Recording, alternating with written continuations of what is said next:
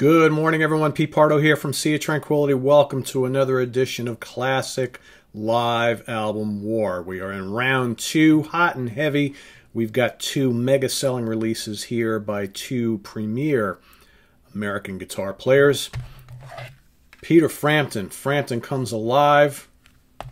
Ted Nugent, Double Live, Gonzo.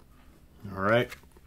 Two kind of different players, but two very notable players. Both of these albums among the biggest selling records, releases of each guy's career. We're going to take a look at the Frampton album first, released in 1976. Of course, this would go on to sell over 8 million copies here in the U.S. alone, roughly about 11 million plus to date across the entire globe. So a huge album, still remains one of the biggest selling rock live albums of all time.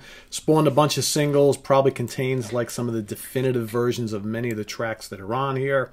Okay, we got Doobie Wah, Show Me the Way, okay, It's a Plain Shame, Something's Happening, All Right, Something's Happening, All I Want to Be Is By Your Side, Wind to Change, great version on here. Baby, I Love Your Way, obviously a mega hit from this album. I Want to Go to the Sun, great tune from here. Penny for Your Thoughts, I'll Give You Money, Shine on You, Shine on Me, the great Shine On, okay, of Peter's version of Jumpin' Jack Flash by the Stones. All right, you got the wonderful Lines on My Face, and of course, the mega 14-minute plus Do You Feel Like We Do, okay, which is probably one of the most notable songs on here. All right. Of course, the lineup, probably Frampton's best lineup. Frampton on lead vocals, lead guitar. Okay, you got Bob Mayo on rhythm guitar and keyboards. You've got Stanley Sheldon on bass, vocals, and John Siomos on drums. Okay, tight band, tight performances. There's a reason why this is one of the best-selling live albums of all time, right? It's just, it's expertly produced. Peter, at the height of his ascent to, you know, kind of world domination for a couple of years, right? This would make him a mega star. This was post leaving Humble Pie, trying to get his solo career going, and this is exactly what the doctor ordered, right?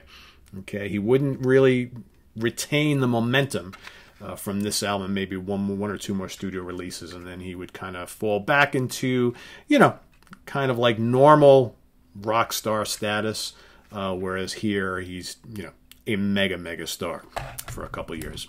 All right, so let's go over to Double Live Gonzo, okay, and again, probably the classic lineup for this particular artist, Ted Nugent, all right? So this was recorded and released in recorded in 77, released in January 1978. All right, again, some great tunes on here. You've got Just What the Doctor Ordered. All right, most of the tunes, this is not from one concert. This is recorded from like all over the place on that tour. You got Yank Me, Crank Me, Gonzo, Baby Please Don't Go. Nice rendition of that old blues classic. Great White Buffalo, awesome on here.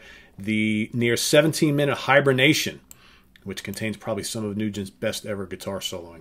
Great tune. On side 3 of the 2 LP set, you've got Stormtroopin'. Again, probably the definitive version of that song. An amazing Stranglehold, 11 minutes plus. I think easily my favorite version of Stranglehold.